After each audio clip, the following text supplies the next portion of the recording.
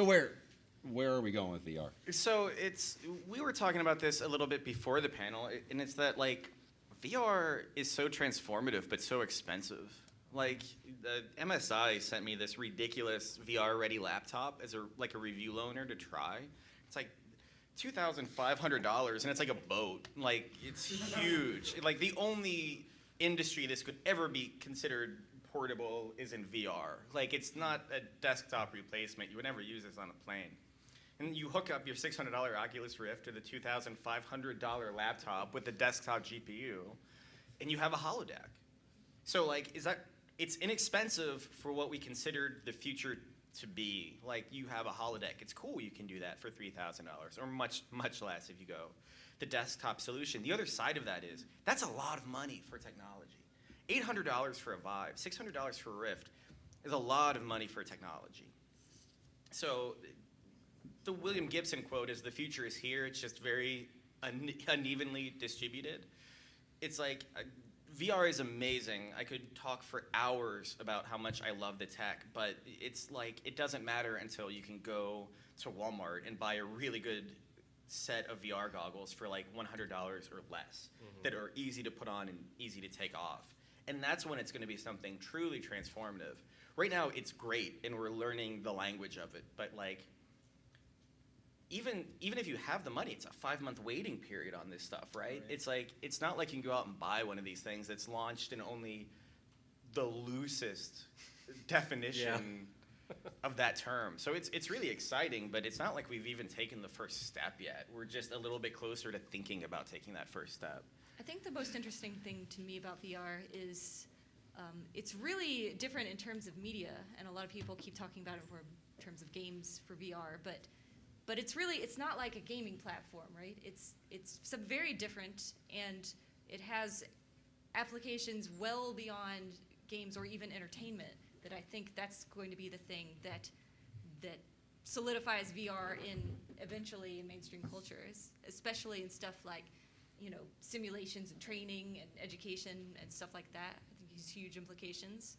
So that's pretty exciting to me. I think, it's going to be a while before it is something super accessible on the individual basis, but that does like open up the possibility for the return of the arcade culture in the future. Yeah, I definitely agree with that. That's one thing, we were talking about earlier, is definitely see it being very useful in surviving and thriving for business, purposes, as a tool, as this like incredibly like intuitive interface. But yeah, games, it's gonna take a while. It's gonna, I don't know, what do you think about PlayStation VR and kind of the attempt to bring that to consoles? What's the difference? I don't know, maybe is there a technical difference or a cultural difference, or why would you make a distinction? They're eating up, the cost basically because it's Sony, okay. right? It's cheaper. It's cheaper. And the other thing, it's like if you want to get into the Rift right now, if you're starting from zero, you can certainly go online and find like the $1,500 packages where you get the minimum spec Rift ready PC and the hardware and you plug it all in. But like, that's still kind of really tricky. Like if you're my Nana and you're trying to like buy me VR for Christmas because you're rich and you're my Nana apparently. Like trying to find, like looking at all of these different pre-configured PCs that you're buying from a company you've never heard of, that it's $1,500, that's a big ask. And as we've seen, both the Vive and the Rift are having problems even getting inventory into the supply chain. Hardware is hard to do. There's a lot of moving parts to creating it and designing it and releasing it and shipping it. And Facebook has never had to do this before. And Facebook owns Oculus, and Valve hasn't really done this a lot before. And Valve is partnering with HTC, which is a company that is mostly known for phones. So Sony, they really know how to make hardware and how to get it in a store. They've done it in a ton of different industries across a very long history. And even if it's a limited thing, you can throw a PlayStation 4 and a PlayStation VR in a box for around $800 and put it into Walmart. So if you're my hypothetical Nana, you can go into a store she's comfortable with, point to a box and go, I want to buy VR. And you'll be able to hook that up to your TV via HDMI, and there's like 2 connections, I believe, to the PlayStation 4 breakout box for the headset, and you know it's gonna work. So it's like, graphically, of course, the PlayStation 4 can't compete with the $1,000 system because it's $350 and it's been a few years. But it gives you a really, really good VR experience. Like, the hardware is doesn't feel minimum. It doesn't feel like you're losing a lot. And it's gonna be so easy to use, and hopefully they can make enough of them. Even if you look at Gear VR, which is like a $100 product, if you don't think of the $800 phone you just bought as a part of it.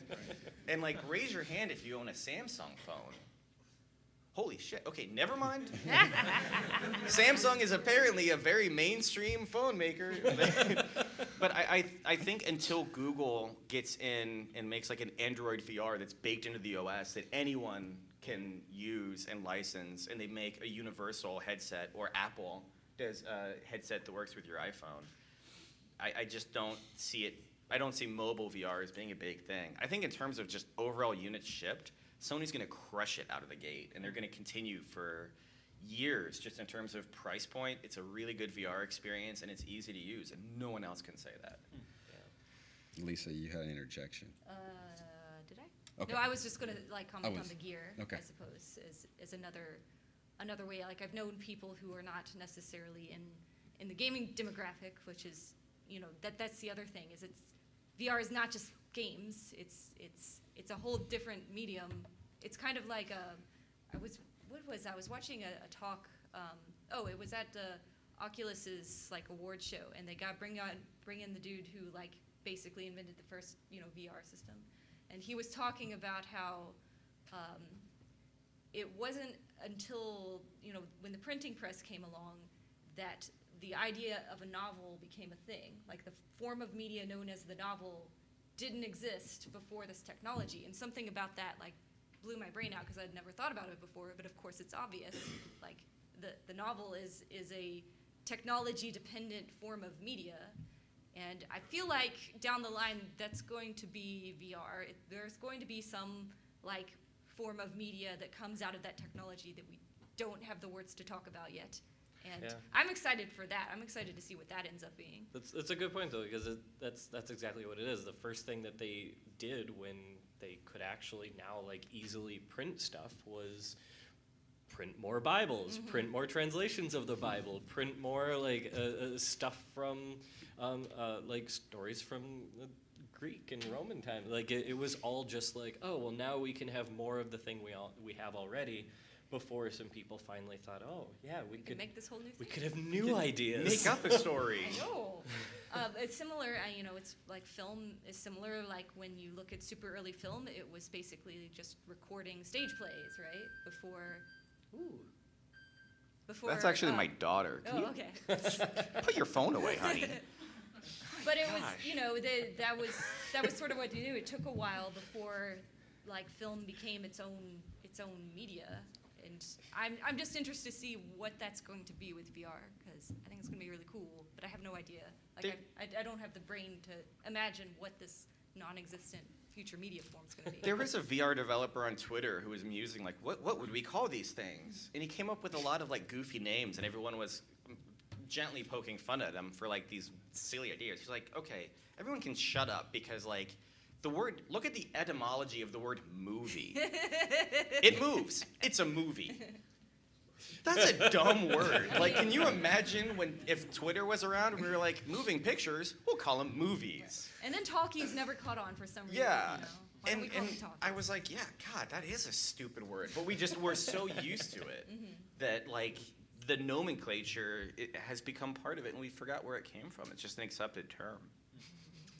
So what about like with? Oh, sorry, Jake. No. Go ahead. Oh, I think whatever, indigenous like form comes out of VR has to take into account the fact that like you look completely ridiculous with the VR on, and that was like in the last like wearing the helmet, and in the last like hype wave of VR, which I remember very clearly from the early '90s. It was like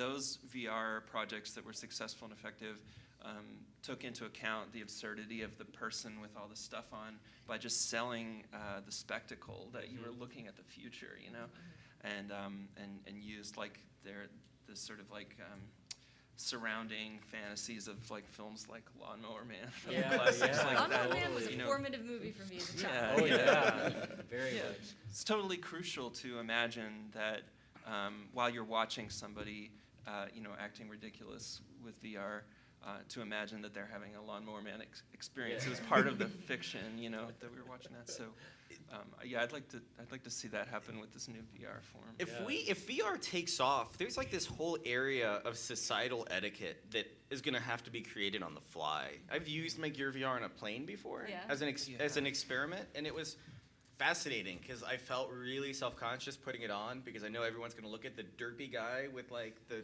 headset and he's looking around like this. And what I found out was you can't play games in VR on a plane because you're very close. And if you're sitting next to someone who's looking around a lot, it's physically uncomfortable. Mm-hmm. Like you feel almost like because they can't relax because there's someone whose head is darting around right next to them. And it's really strange. So I was like, okay, I can like put on the movie watching app and watch a movie on a giant screen. And I was like, this is super cool because there's a huge screen and I'm in this huge empty theater and not a tiny seat on a plane. And then the plane took a turn, which does a thing in VR where it's like the whole room shifts, but you don't, and that's super strange. And then the flight attendant came to, you know, offer me a soda or anything, and she was completely unequipped to deal. What is the courtesy if someone is in virtual reality and you're trying to offer them a soda? She literally had to invent on the fly what to do because you could see her. She stopped. And I actually had the pass-through camera on and was watching her, and she didn't know. I felt like an anthropologist because I was really fascinated. And she was like, you could see her working through it. Like, do I act like it's a passenger who's sleeping? Yeah. And because they don't wake you up to offer you a coffee or a soda, they just let you sleep. Do I treat it as if like his focus is elsewhere? And like so she like reached out. No. What? Fuck it. No. And then I turned and looked at her and said, yeah, I'd like a soda. And I was talking to her through the headset and could clearly see her. And then I realized there is no external indicator of when you have the pass-through camera. Could you have like a name tag that says like if I'm in VR, text Just me put here? Like Just put a plaque. yeah, like, and you just get a little. I a can little see ping. in a limited way what's around me. Please offer me a coffee. I haven't slept in 24 hours.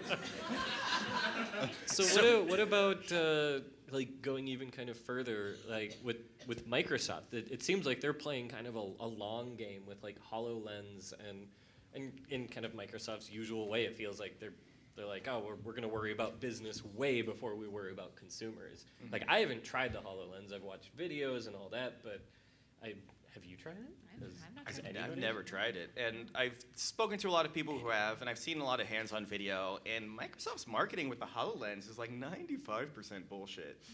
And Like, Minecraft. They very selectively show this technology in a way that Yeah. makes it look way better than it actually is. Which isn't to say it's bad. Yeah. Augmented reality is probably the hardest technological hurdle we're faced with in terms of the realities, AR and VR. I spoke to Oculus founder Palmer Luckey about this. He was like, I would never tackle AR. He was like, reinventing all of reality is much easier than putting something virtual on top of something. Like, I would rather just reinvent the entire room in VR. And it's like, what HoloLens does is, if you take out a credit card from your wallet, you don't have to do this now, and hold it 6 inches from your face, that's the window. Wow. So, like, if you tried to do something with the wall back there and you looked away a little bit, it would disappear. The one thing is in development that was not always the case. It was actually much bigger, but I think it was costs. I can't remember the reason they had to go small versus when they were developing it. The window was actually way bigger. I think it was just a cost thing. Sure. Yeah. And they're already $3,000 for the dev Oh, kit. the yeah. dev, so it's like, who's going to be making It's like, stuff? yeah, it's very obvious that it's like not something that any of us are like meant to really touch for quite a long time. But it's almost like they want to be like, all right, we're doing something too, But you'll hear about it later. You're not gonna get to see it for a couple decades, but like, just so you know, we're doing something. And slowly, that little window maybe will get wide enough to where it's actually interesting. And it's like, we made Skype work in HoloLens, and I'm like, can you Make it work on the Skype computer? work on Windows? Like, what the First things first. Oh my God! You skip like 10 steps in that process. Every my friend. version gets worse It's too. terrible. Every version gets so much worse. Have you ever had to use Skype for business? It's like regular Skype, only instead of connecting to a person, you get an error message. Oh my God. And it's like, every time I do an interview where I'm like recording off Skype, it takes me like 30 seconds into it. I'm already thinking, why am I still using Skype for this? It's the, But we're all still using it. yeah. Well, not everyone. God. I but- tried to delete it and stick with like Google Video, which has its problems, but like. Is it like Windows 10 and after you delete it, you just get a little pop-up? Would you like to come Hey. back? We're offering you a free trial of Well, Skype. every time I've worked with somebody internationally, it's always Skype. Yeah. It's like in the U.S. I can get away with just Google, but like anybody overseas, it's only Skype. That should be Microsoft's new slogan, ubiquity over quality. Is there anyone from Microsoft here? I'm so sorry. I think we're good. Meanwhile, that's the All right, future. yeah, let's segue here a little bit. I don't know if I can segue that one. Let's see.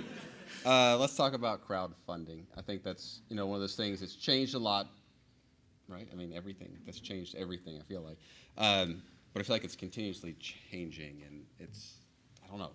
It's hard to keep a grasp on where we are, where it's going in the next few years. Jake, do you want to address that at all? I mean, where do you? I mean, you're constantly using it, right? I mean, We've used we've used it a couple. Well, I guess we used it once for Kentucky Road Zero. Okay, We used okay. it in a very small way, but I don't know. I've always been like a little the Kickstarter model or Indiegogo model, where it's like about delivering a product, has always seemed a little bit like a short-term kind of solution or something to me. And then like now Patreon is getting more popular, and I really admire that project because it's more Patreon. It's like a monthly subscription, and it's less pitched as being about selling a product and more about like selling a process or a person, like selling a person. That sounds awful, but I mean like somebody supporting a person, supporting a process. I think that's much more sustainable in the long term if we can figure out ways to support people in their processes, because processes take strange directions. Products have a specific terminal point or it's a failure, but processes take interesting directions. I think we're still missing the sort of video game equivalent of like a small record label, which was, maybe that's a bundle, I don't know. The reason I say that is that a small record label used to be, to some extent still is, about like getting groups of artists together, and the sort of like tide of one artist raises the boats of the other artists, and we're able to sort of support a group of artists with similar concerns at the same time. And there was actually a time when you could survive on money from record sales, and that was the small record label was an important part of how artists sort of would mature and change and transform, from album to album change. Isn't that kind of what Devolver is doing though? Like, Oh, okay. They have it's an independent developer, and they deal with games they believe in, and they like tend to review very well, because whatever process they have to pick games, there's no like discernible aesthetic in the same way. It's like if you go, oh, Epitaph Records, Right. you would know what that sounds like before you put the record on. Records are round things that music used to come on. But there is like kind of a sense of what would be a good fit there. Yeah. And they do like a faux E3 that's always like a little bit off-site with a bunch of like Airstream trailers. Right. And all the devs are hanging out, and there's like a grill, and they seem to all know each other. And it's Yeah. like, it's a pretty cool scene. And you feel invested in the publisher. I guess they're like a publisher, right? Yeah, and they They're have like a yeah. fictional CEO who posts goofy shit on Twitter. Cool. And there's a whole like Yeah. story to it, and like it does kind of have a punk rock vibe. Yeah. I mean, the people who run it have been around for forever. They're from like, used to be called the Gathering of Developers back in the day. Okay. And the process they have now and kind of their business model is like super good. No one's getting rich off it, but everyone is like making enough money to make the next game, right? Yeah. They seem to be doing very well for Well, themselves. that's an important shift also, you know, because Kickstarter is also has become quite sort of hit driven. You know, when we did Kentucky Route Zero, we got $7,000, and it was like a huge success. We asked for 5,000, we got 7,000. It was like at the time, you know, because this was like 5 or 6 years ago. At the time, it was like a huge success. And then I've noticed people looking back at our Kickstarter project are saying, "Oh, it's such a tragedy that they only got $7,000," you know, because now it's like about this runaway sort of like. But you know, something like like at the scale of like a Devolver sounds a lot more sustainable in the long term. And you know, for Regarding broader the artists. Kickstarter and how it's changed over the years, it's interesting to me how fast that matured as a market. Like now you have people like you have people you can go to who will help you run your Kickstarter, and people are announcing when they're going to start, you know, when the Kickstarter is going to go up. And I just feel like once you reach that point where it's matured, it's not as accessible for just any old person looking, you know, to maybe get some extra funding for their stuff. Now that's a mature market, and you have to do things a certain way to get to a certain level of success. And it just happened. It seemed to happen really fast. Yeah. And they don't even look over projects anymore. Like that, one of those signs of it, kind of the growth it's had is that they can no longer like one by one make sure that it's like your project or your Kickstarter makes sense. Like just they have to like at some point just let it go because of the sheer volume of it.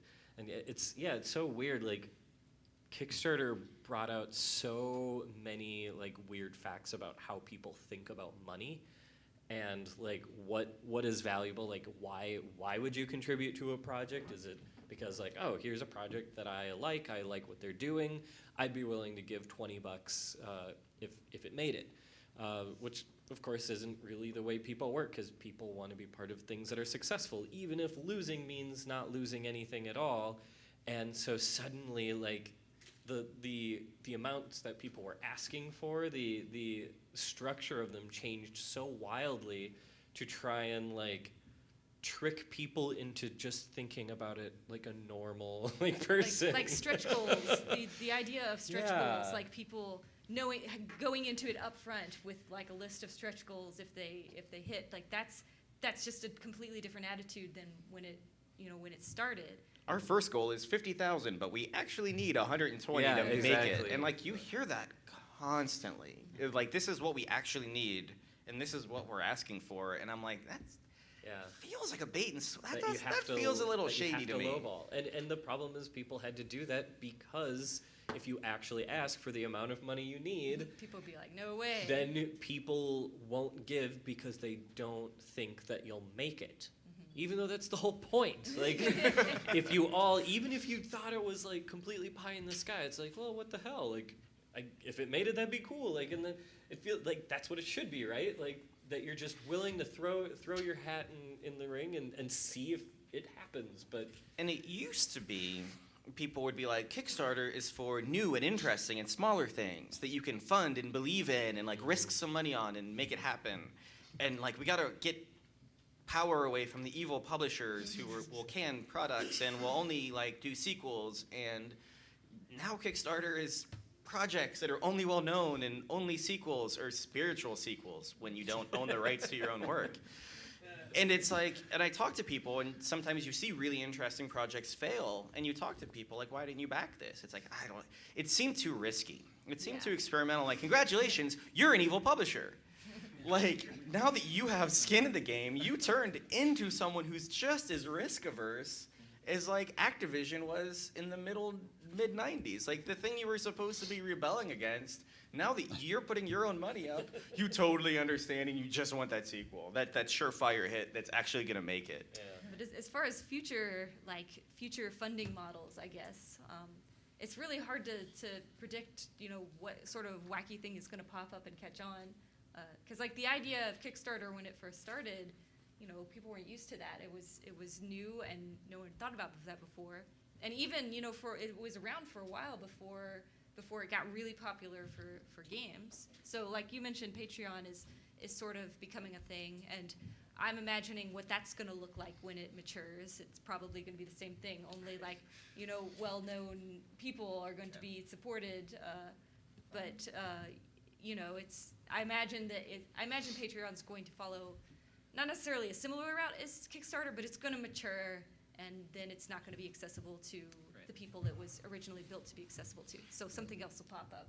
And we already saw that happen with music a little bit. I remember like the brouhaha when like 9 Inch Nails went indie, right? And it's like, well, cool. 9 Inch Nails is like, they needed help selling their CDs. Right. CDs were round things that music used to come on. And it's like, so we're at kind of the Kickstarter place where music got to, where ultimately these artists don't need the establishment to bring money in to make things or to sell things. But the problem is the people benefiting the most are the people who benefited the most from the old system. So like when you built yourself up on the label system and then go indie, well, that's not a big, you're already rich. It's not like Trent Reznor really needs money to sit down in his basement studio that he built for $5 million and make a new record. Yeah, when you can afford to be the publisher, Sure. it's not so indie anymore. Like, And nothing against 9 Inch Nails, but it's the same thing. It's like crowdfunding has gotten to a point where you benefit as much as you can from the studio system and then go indie and benefit as much as you can from that, which is great, good on them. It's neat to be able to chart your own path, but we want new voices. And there's kind of like this gap between the publisher model and where we are with crowdfunding, where that's not really happening. It's very hard for new people to break through, which is what it was supposed to solve. Right, yeah, exactly. And even Patreon is like, I find their model really exciting and their focus really exciting, but the reality is that it doesn't seem to be paying the rent for most of the people on it, with a few exceptions, and we already see that kind of snowballing effect with some people who are like Patreon stars. Yeah. Like, that's, Lisa, are you able to talk about your Patreon? And I mean, yeah. yeah, I have a Patreon, and I sort of did it. I like knowing that it was never going to be a pay the rent sort of thing, but I do like live streams and development streams and like game analysis, sort of educational stuff. So it was like, okay, Patreon's good for that because that's something that no one would pay for. Like really, it's just like it's very niche. It's not the sort of streams that would get like lots of viewers. It's more small and focused with so I wasn't like, this is not going to make me money like as a YouTuber or whatever. So it's sort of like I treat it as a supplement for that. But one thing I discovered is, at least in my case, most of the people who back me on Patreon, they just want to support me as an artist. Like they don't care about the rewards so much, which was insightful. It was like, oh, they don't actually like want the thing, you know, that you get at the $30 tier. They're like, we think you're doing cool stuff and we want to support you. And I was like, oh, that's cool. But I think that sort of thing happens in small volume.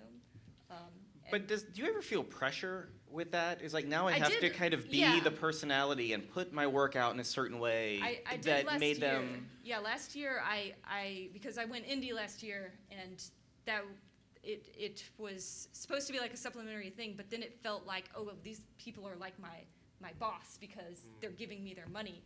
I need to, you know, put out a stream every week, and it was very stressful. And it wasn't until like later when I talked to a bunch of them individually and was like, you know, I've got some health stuff going on, and so, you know, I'm not going to be putting stuff out as regularly, and just so you know, I don't feel bad if you have to back away. That I realized, okay, they don't actually care about that. They just want to help me. But before, it was very much, it felt a lot of pressure. I was like, well, crap, I need to, you know, this is like a job. These people are paying me. I need to treat this like a job. So I think it's different for everyone. And I feel like a lot of the people who got in on Patreon when it was very early are at the point where it pays their rent. Like, who's the guy that does like the acapella with himself, the game songs? Yeah, that he was the first person. That was where I learned about Patreon, was through him. I was like, oh, this seems like a really cool little system for, you know, paying people for work that is not going to pay. And I feel like a lot of people that got in on that wave maybe had more people backing in that mindset. But now, you know, the mindset is probably going to change. And so yeah, it was always a sort of like supplementary thing for me. It was never, I'm going to make, this is going to be my paycheck. And I Do you- never really pushed it either. Do you know? feel like it's stable? Like as far as like the amount of effort you put in versus like what you get back from that, has that found kind of an equilibrium, or does it Yeah, kind I think before I was putting in way too much. Yeah. And now it's sort of like, okay, I've reached a point where, you know, the amount the people give me versus the amount that I create, like it feels reasonable. It Yeah. doesn't feel like high pressure anymore. It's like the dangers of projecting expectations. Yeah, super Seems like a- tricky.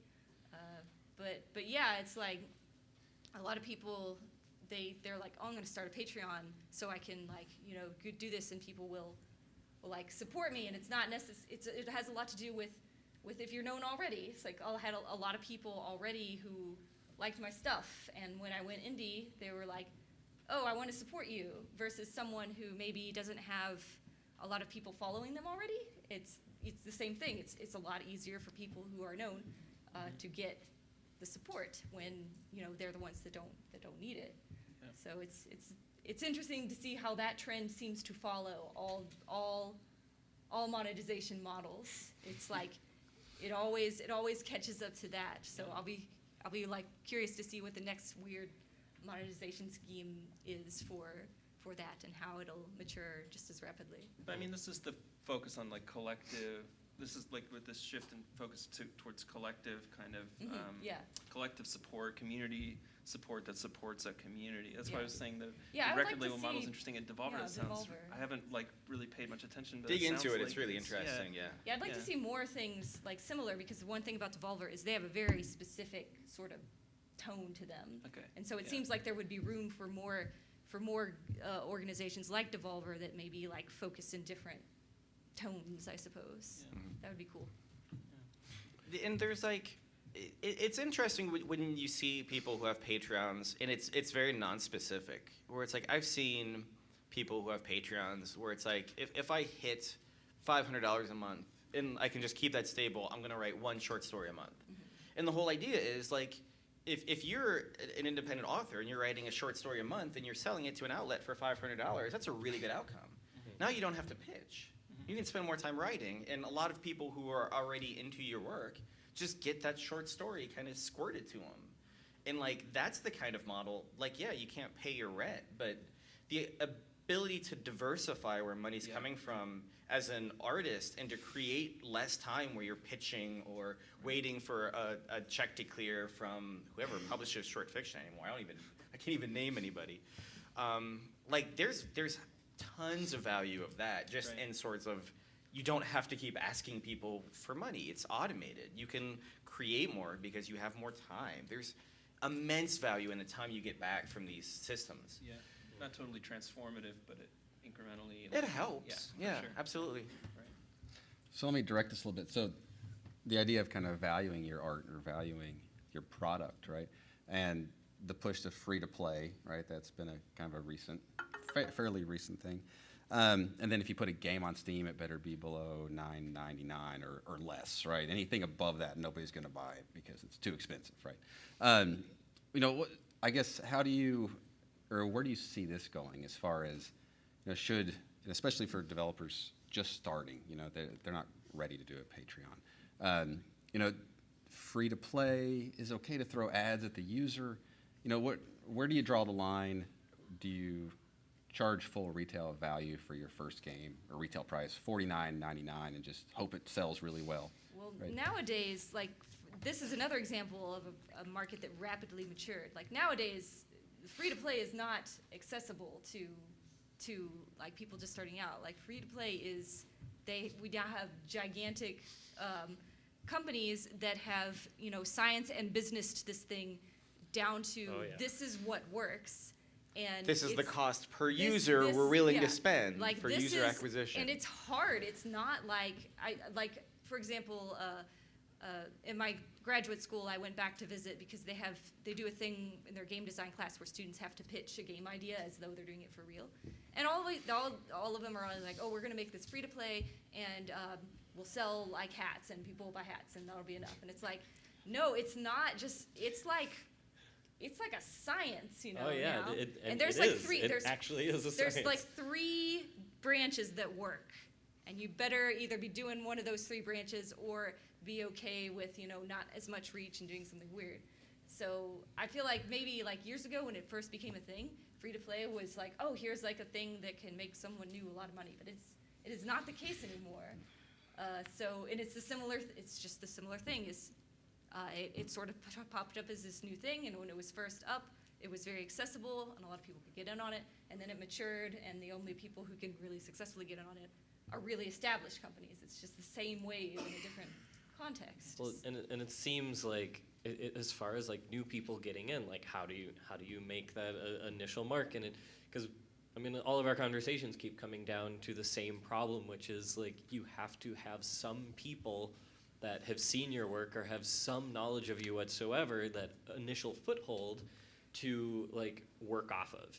And I think there's different ways to do that. The fact that we have kind of this plethora of platforms, and some of them becoming slowly more accessible, like now like signing up as a PlayStation developer is easier, or whatever. And like obviously mobile stuff, and it's all difficult, but I think one of the problems is it's kind of like when I feel like it's like when television went from actual television to like web and YouTube and webisodes, where it took a little bit of time for people to realize that you didn't have to follow the same rules. Things didn't have to be 24 minutes or 44 minutes to leave room for commercials. Like it could be anything they wanted. It could be 5-minute episodes. It could be anything. And so part of it is getting away from the magical idea of like, I'm going to sit and I've got this game idea and I'm going to work on it for 3 years in solitude. And then like, bam, it comes out to the world and it's got the same like hours of gameplay as Skyrim, and it's got the graphics of Unreal, and like, but nobody's gonna pay $50. Nobody knows who you are. So I think there's something to scaling back significantly and putting a lot of that effort more into the community building side of it, to being in places, going to things like this, and so I think it's partially just a huge strategy shift of how much content are you making before you're actually introducing yourself to people that play games, and trying to balance that better, like increasing each one incrementally, like making more work and then being around more people and showing them that work and then making a little more work, and yeah, I don't know what the right time or like how much to charge for things, but it feels like it's first you just have to like stop spending tons of time in isolation only making. So much of success is like being in the right place at the right time, and a lot of it is just being mindful of what's happening as far as just how the world is changing, as far as how people are paying for stuff, because if you go to any GDC talk about this is how my game was successful, by the time that person is giving a talk at GDC, that method is probably obsolete, just because things change so quickly. This is how I made the money. You no longer can. Right, exactly. It's like there was some advice about how to have success. The vault's already empty. Yeah. Like, I was there. I took it. It's gone. There's someone Who who shut it gave off that advice on how to be a successful YouTuber was get in on it 5 years ago, and that's literally what worked. So as far as the future, a lot of it is being mindful of what's happening and being able to think out, like Jerry said, outside of what sort of the rules are. And you see this a lot with people trying to start new things, but that are still sort of in the box of what they already know, and you have a feeling, oh, that's probably not going to go anywhere. But I mean, it's hard, but that's sort of the mindfulness you have to be in state of. It's trite, but like when people say you have to be at the right, or like being in the right place at the right time, like a key part to that is that you have to then be places and like do that enough until you just happen to be in the right place at the right time. and it's not just a pure luck thing. It's like it's being active about it. It's actually going to stuff like that. That was a surprise for me after doing Choosatron. I lucked out because I made something that was weird and novel, but like connected with people, And so I had a free ticket to like all the major events. Like I could submit it to them and then they'd be like, cool, yeah, you should come to this thing. And going to those things like made me realize how much the success of anything I was going to do was dependent on that. Because I ended up using a large chunk of the Kickstarter money that I got for it going to events and being there, flying all these I thought you were places. gonna say like on cocaine. I needed to do something. The money was gone. I had to stay awake for all of GDC. It's like 10 days long. But I mean, but once you get to the level that you're invited to like Sony parties, stuff like that, then the cocaine's free. So This is being recorded, Jerry. Just so you know. love you, Sony. It's good, Oh my God. pure stuff. No, but like, You go to Nintendo parties and you're like, this shit stepped on. This is terrible. I got into games for the drugs. Like, oh, okay. What were yeah? All right, Jake, you got any thoughts? Jake, why don't you finish whatever thought I had? Finish your thought. That's okay. I don't know. Paying, yeah, pricing. Pricing and models. Yeah, I don't know. That's what it It's really like nobody knows how to price anything in any industry anywhere, and yeah, you can get a PhD in how to price things and not know. But And pricing isn't a solved problem in Yeah. like soda, Yeah, like an right, area where right. you think like size and pricing would be set. Like literally decades ago, they're still experimenting with size Yeah. and price points. And if you get a large for 5 cents more, how do we Yeah. change that demand in a movie theater? How do we sell soda in a 7-Eleven?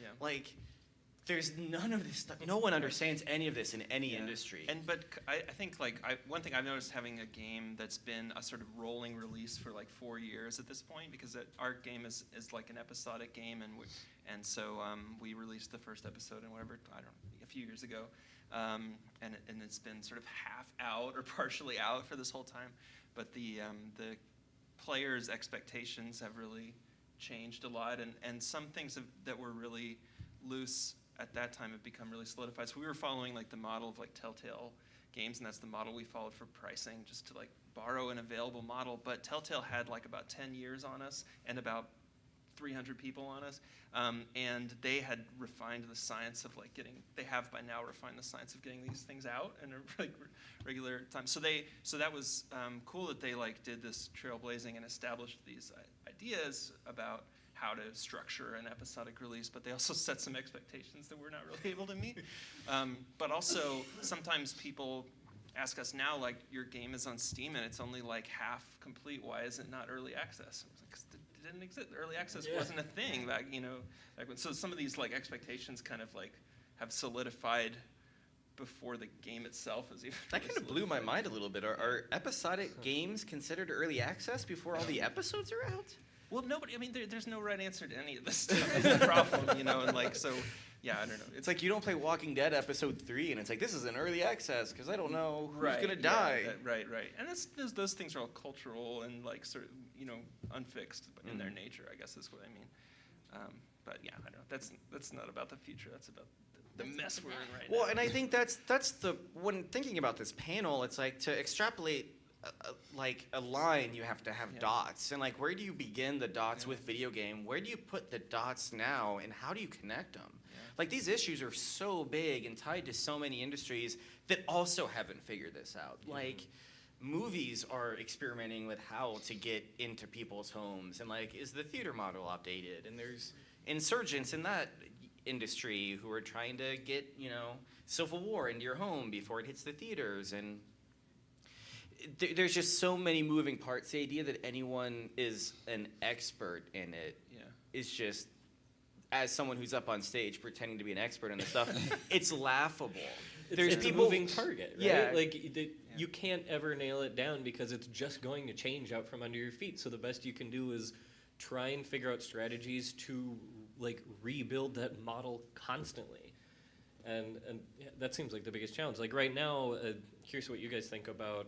I was reading about this the other day, basically like the no sale pricing, like that different people are playing around with this idea of like basically promising that they will not put their games on sale for certain periods of time, and like there's so many weird reactions to that.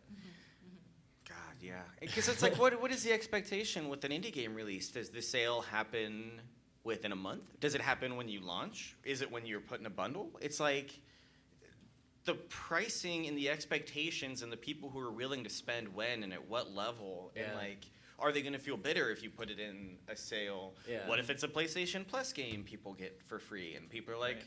but I don't like the PlayStation Plus games because they're all indie. And I'm like, they're free video games. It seems Like, you're paying for a service and getting video games for free, and you're complaining about it. And it seems like they're missing part of the point, which is like the reason that's interesting and like potentially worthwhile to indies is you want a steady stream so that you can continue developing it properly, instead of getting into this hole where like the work that you need to do like far outweighs the money that's coming in to like pay for actually doing it. And so then the demands grow and you're going slower, and then they're more mad at you, and you're not like you can like end up in this grave that you've dug for yourself, never being able to fulfill expectations, but also running into resistance for them to actually like pay you in the first place.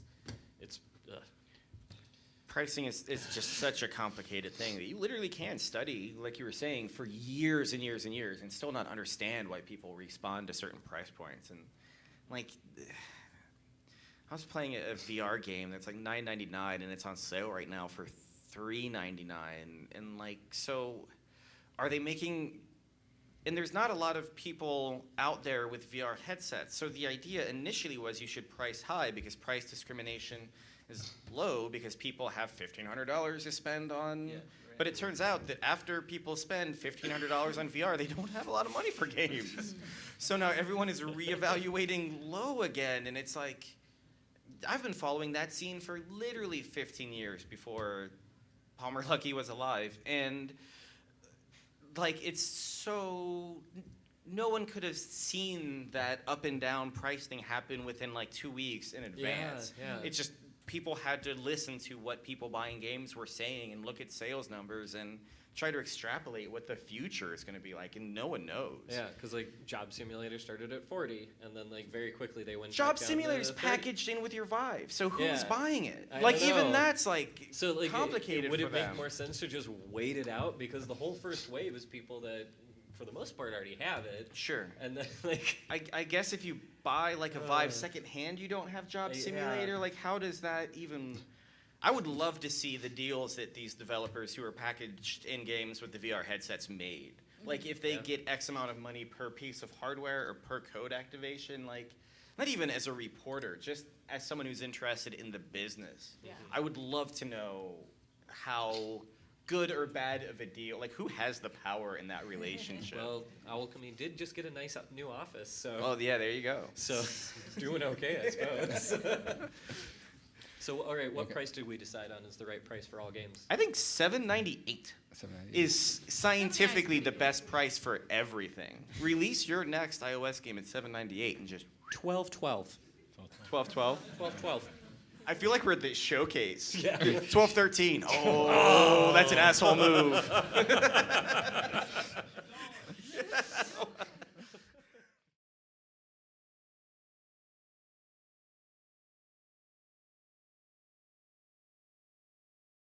Yeah. I would think that it's so hard to plan for the future and to know if there is going to be a PlayStation 4.5, what Nintendo's next system is going to look like, if smartphone gaming is dying or just starting up. I think the lesson is that there's so many data points and so many people saying so many different things. This sounds like cheesy advice, but I think there's a lot of truth to it. It's so hard to plan for the future. I would go where your heart is and just hope that's where the future lands. Play for now. Yeah, you're gonna have.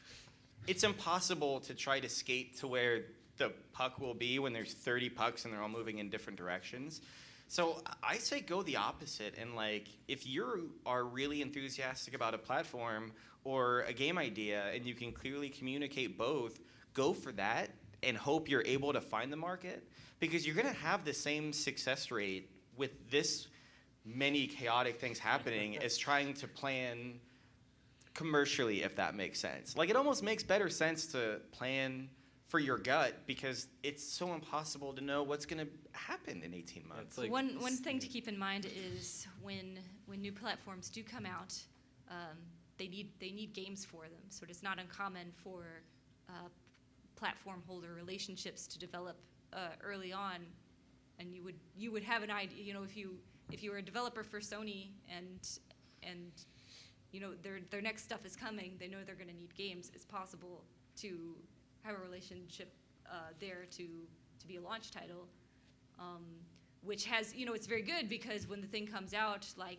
their options are fewer, so you get more people playing. But it's also the difficult thing of developing for hardware that doesn't exist yet. So it's not so much like, oh, when is this coming out? Should I develop for it now? It's like, well, you know, if you're developing for PlayStation now and like the next generation of launch titles is an interesting thing, then that's probably a relationship that happens through your relationship with the platform holder versus I'm going to make this game and assume this is going to come out and launch it on that. Does that make sense at all? Yeah. Okay, all right.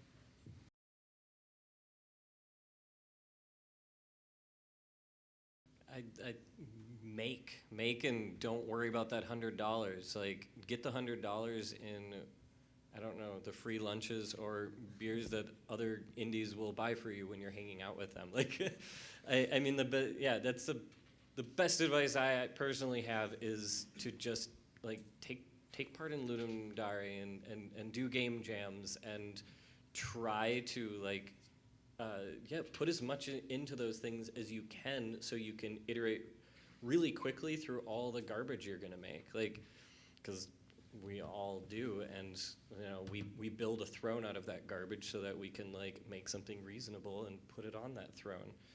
That was beautiful. Thank you. I would say you know, I know it's hard, it's difficult when you're just getting started to figure out to like why are you making games? You know, if it's about the money, then of course there's like a million things that you could do instead and be stable and make games on the side. If it's about wanting to be, you know, to get experience in the industry, finding, you know, I'm biased because I started in a studio, but when you work in a studio environment, one, you're not beholden to it. It doesn't mean you have to do that forever. And two, you learn a ton really fast, so that I would say don't at this early stage like rule any options out, because you know there's just too many places you could go. But yeah, I'd sit down and be like, okay, why are you making games? Why do you enjoy it? Is it like you know, there's a lot of different reasons, and that can steer you as to far as what you get into. But yeah, just don't rule out any options early. If you just love games for the joy of making games, there's no issue with you know, having a career somewhere else and being a hobbyist. There's nothing like that's actually probably the safest, like most enjoyable place you could be, versus like, you know, if you want to be an indie, like why do you want to be an indie? What, you know, just think about why you're really wanting to do something. That's very, very, yeah, don't be picky. Like, why? Because you don't get to be. Like, that's just the reality of it. Like, you just don't get to be picky. And sometimes, like, in order to be around the things that you want to know more about, you have to take the crappy job or whatever. But that's perfect because, like, one, not being picky about it, but also just how much you can absorb in those places, and Yeah. that's gonna make all the difference. And you don't have to stay. Like, that's huge. And it's good to have Yeah. specific goals. Like, it's good to be like, oh, I would love to someday work at this studio because it makes you very focused in your work. But just if that's your way, don't turn down other opportunities that pop up because you have your sights set on this path, I suppose. The focus you get in having that goal is what's going to create the other opportunities that pop up. One of the best pieces of advice I ever got as a young writer starting off was to finish things. Like, even if it's crappy, finish it. Like, and then when it's done, you can revise it and make it better. But like writing the words "the end" and having a complete story that you can print out and look at, that is a story I wrote. this is a full game that you can play and that it works and it's done and I finished it and that's a game. I made something. Once you finish something and it's functional and it stands up by itself, even if it's not where you want to be, and it's just a tiny step to where you're going, is so powerful. Making a discrete unit of something, saying I created this thing, this self-contained thing that works, and like it has my stamp on it, and that little bit was my idea. Finishing things gives you such a sense of power in a good way, and then it's like it's such a confidence builder to be like, I built this. Then you can set it here and maybe sell it, maybe just show it to friends, maybe take it to shows like this, and then you get to go, and then what's next? And what's next, if you're a writer, if you're a developer, if you're anything, is always better. And then you can put this over here, and then you get to go, now I get to sell this, or I can show it to people, and now what's next? And that next thing is always better. It's always better. Like, if you continually make things, it is literally physically impossible not to get better at it. You can't stop yourself from improving if you do things continually. Even if you make the same game idea 30 times in a row with slight iterations, which a lot of developers do. They spend years just iterating on ideas. Every time you do so, it's going to get better, and you're going to learn more. So that idea of being able to finish something and seeing an idea, even if you fall out of love with it, and Lord knows you're probably going to fall out of love with it, and the next thing is going to seem fresher and more interesting. Finish it out of spite. Finish it out of spite. And then when you have it done and it's complete, that rush is like what you're going to be chasing through the rest of your projects. Being able to figuratively write the words "the end" on a game is, I think, such a huge confidence builder. And it's so many people ditch so many things halfway through. Be the person who finishes things. That's a really easy, oddly enough, way to differentiate yourself from the crowd.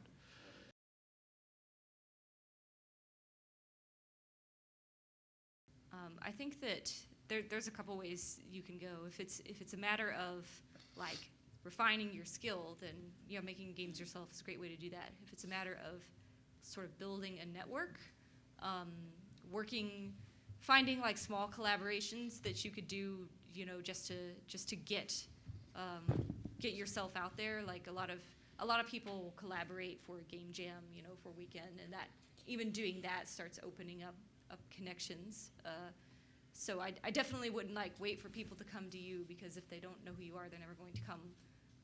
So I don't know, I know a lot of people who do sort of the graphic design stuff, and they might do contract work, for other people. But in order to do that, you sort of have to have prove that you can do the job. So I'd say if it's a networking thing, then see what small collaborations you can get involved in as far as game jams or whatever. If it's a skill refining thing, doing stuff yourself in the meantime is a good way of doing that, I guess. And learning the artist workflow for Right. software. Right. If you're gonna do anything, I wouldn't say necessarily make your entire original games just to show off your art, but learn the workflow, see what you can find on those tools, learn how do people use art in Unity or whatever, because that's usually the barrier that I found when looking for an artist is people that have great work, but they don't understand how to use the tools, and suddenly I have to teach all that, and it just becomes very overwhelming and time consuming, and it's just a big perk. So putting that in your repertoire, I think is really valuable. What's your goal? What are you trying to do? Basically, I really enjoy video games. I want Yeah. to be a part of the industry in all the ways that I can. So I can write, I can do all these things. Oh, okay. It would be a waste of skill to be I have this in my wheelhouse, and I may know other people who are interested in doing stuff, but I'm trying to, as he was mentioning, I'm just I don't know what bridge to cross or how to approach the situation properly. Yeah. Have you made any games yet? No. That's where you should start. One, because experience, blah, blah, blah. But two, that's the fastest way you are going to learn if you like making games, because just because you love games doesn't guarantee that you're going to like making them. It's akin to, you might really enjoy eating, but that doesn't mean you're going to enjoy being a chef, sort of. And the fastest way to learn that is to make stuff yourself. So I would start there just to make sure, you know, because it's possible to be like, oh, this is totally it, you know, this is the thing I want to do. But it's also possible that you're like, you know, this is not something I enjoy. And I make stuff, like get involved in a game jam. There's so many tools out there. Just get something through the pipeline so you can even see if you actually do want to make games. And that's not a failure either. No, like, it's if not you at all. discover that you don't like doing something, like in the You're just that kind of much in the closer. way that, like, Yeah. where it requires that kind of investment, that's a good thing to find out. It's like, oh, well, Yeah. okay. I You're can that much enjoy closer games to as much what as you I want. really would want to And do. when you it know? comes to working on games and dealing with like freelance writers and everything, this is a really common mistake is when people pitch things, the first thing they say is, I love games. Well, your value to me isn't how much you enjoy games or how much you know about the industry, it's how well do you write. Can you put your thoughts across well? That's what I'm buying. You could really love games, and that's great. I don't think anyone involved in this industry doesn't, because like you said, there's so many easier ways to make money. If you want to make money, go work at Burger King, and odds are, amortized, you're going to be making more per hour. It wasn't meant to be a joke, but, but like the value you're going to bring to a project is going to be your art. So focus on learning the tools, learning how art is used in the different engines and how it's best implemented in games, and always, always, always, always, always lead with that. I'm a very good artist. I can make this sort of character very well. I'm a wonderful environmental artist. I know how to do cityscapes very well. That's your value. The fact you love games is incidental. There are probably people who are amazing artists who don't play video games, but they know how to make cityscapes that are unreal. That's the value they bring to it. So I'm not saying don't love games, because what a terrible message. I'm saying focus on the value you can bring to a project, which is in your art. Really hone that and figure out how to use your art in the most effective way possible in the realm you're aiming for, which is video games. And then once you get those two things, then your love of games will kind of naturally bring them together. And that's when you get to the point where you can start thinking about doing things professionally. But really hone that art, really figure out how it fits into games and learn those tools. And then your love of games will bring them together. And then ideally you'll have something very special that you can bring to games you're working on or teams you're working with and raise the entire quality of the project, which I think is the goal whenever you, yeah. Phone just exploded. Cool, thanks. All right. I think we're good. Yay! Thank you.